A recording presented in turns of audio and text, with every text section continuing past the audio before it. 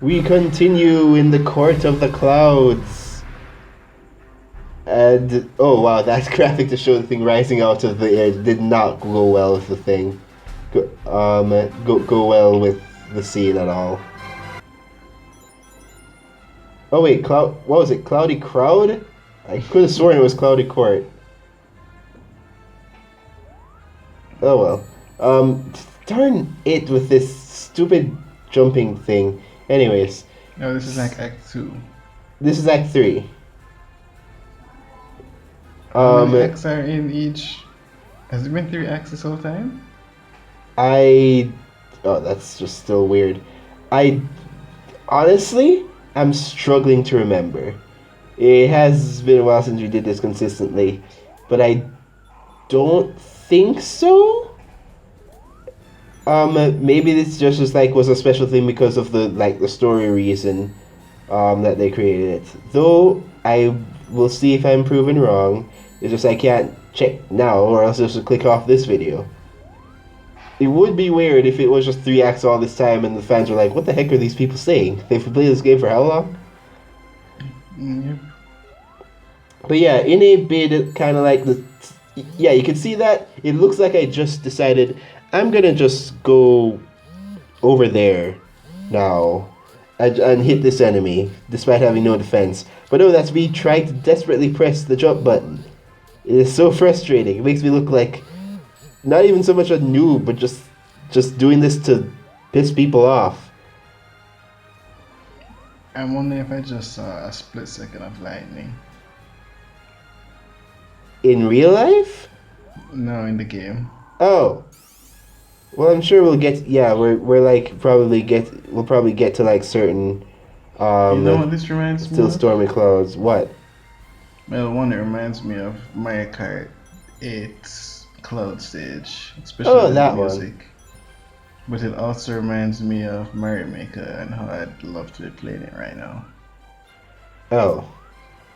Okay. The cloudy theme in Mario Maker. Oh right. Okay. Yeah. Now I understand.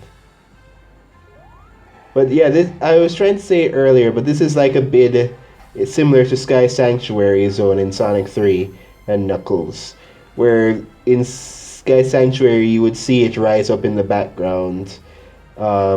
Here, I think Eggman's trying to take off a Titanic Tower. Mm-hmm. So which I think, and I guess it's kind of just a feature of Sonic, but the scale of the backgrounds is often kind of overwhelming sometimes. Like, that's a really big ship. yeah, I mean you have to put a lot of things in perspective, even in the 3D games, of just not even just so much background, but just like how far you're traveling. One of my favorite videos to just like show the true speed and distance of Sonic Unleashed is the S rank for Arid Sands, because you go through like a part of the populated city in that stage, and if you have max speed investment for your stats, it's just amazing when somebody does it right. That being said, of course, Okay, so here's the thing. what? Ignoring the warehouse section, Yes. is Sonic Unleashed the best 3D Sonic game? Honestly, I'd say that it has incredible high marks, but I might put its stages behind Generations for one reason and one reason alone.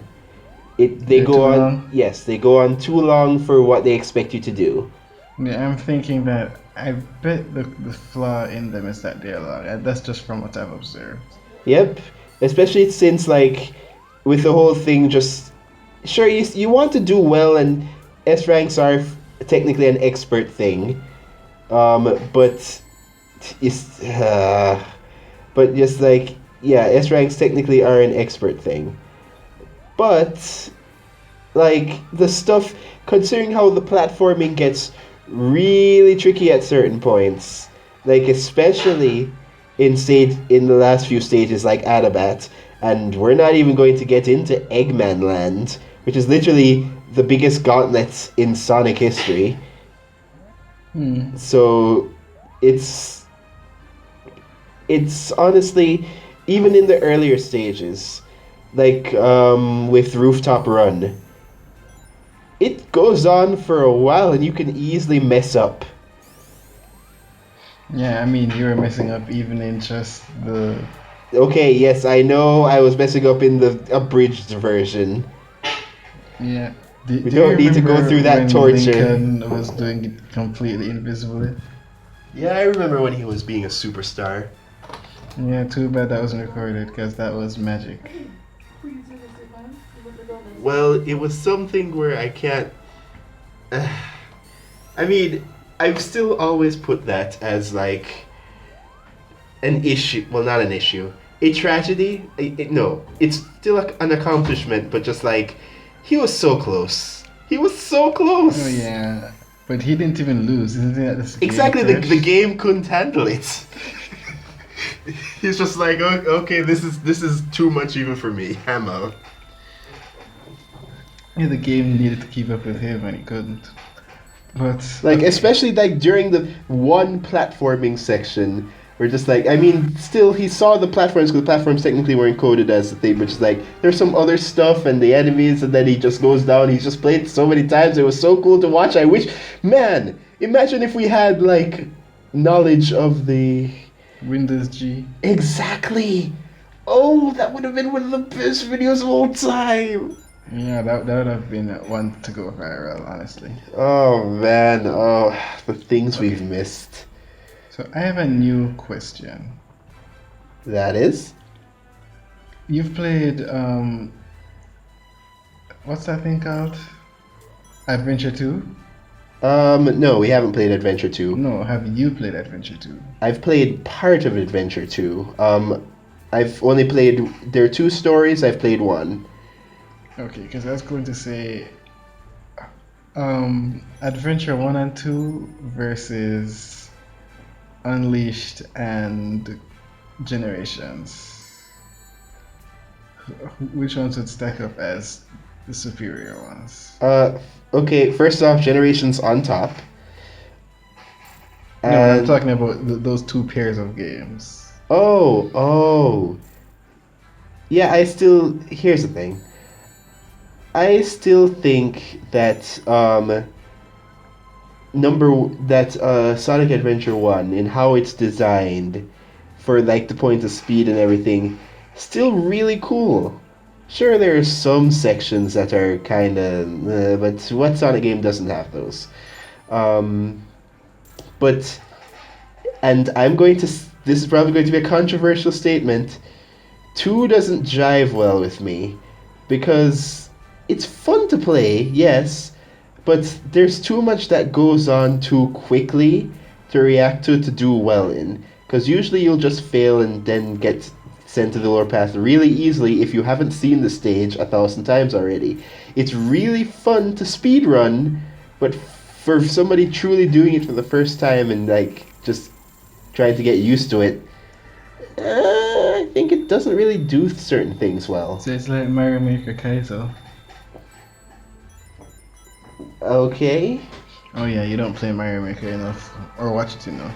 But basically that. Well, I mean, there's also just like, it's more prevalent in the later stages, especially the space colony stages. Just some of the stuff they expect you to do there, if you know what you're doing, then sure, that's great. You look amazing. But if you don't, you are going to careen to your death so many times. Yes, hello, Master Hand graphics with literally just bars for the I'm thinking arms. that there's no. I was going to say that there's no way they were going to grab each other, but it's been long enough that they're prepared very well. Imagine if they just kept going though. Oh, that's hilarious. But yes, Tails has finally proven himself to be good enough to be Sonic's sidekick, and so now they shall go off together. Okay. So this whole game was really about Tails. Yeah, pretty much. Sonic's just doing his normal thing, and Tails is believing in himself and being confident and proving himself, which will all go down the drain in Sonic Forces and other games. But let's not go into that right now. No, because this Tails no longer becomes 3D Sonic Tails. Oh, oh yeah, that's right.